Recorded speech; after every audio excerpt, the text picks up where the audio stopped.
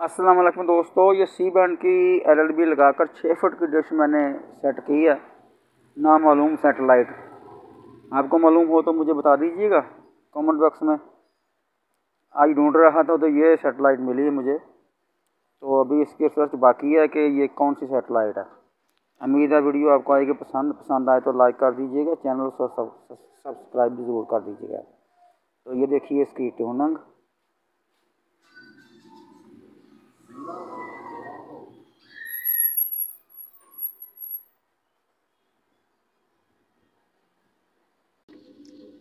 और ये कलर बार है। और ये जे ज़्यादा चैनल सीरियल के ज़्यादा चैनल है, ये हिंदी चैनल लगते हैं मुझे। कुछ हिंदी हैं, कुछ अरबी हैं। तो अगर आपको पता हो तो आप ज़रूर बता दीजिए ये कौन सा सेटेलाइट है और इसकी डिग्री क्या है।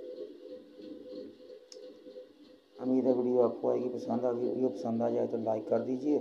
अगर चैनल पर नए हैं तो चैनल को सब्सक्राइब कर दीजिए। आप देख रहे हैं आजी देश मास्टर। तो मैं हूं आपका दोस्त यूनुस समदम। मुझे दीजिए इजाज़त, फिर मिलेंगे। खुदा हाफिज़।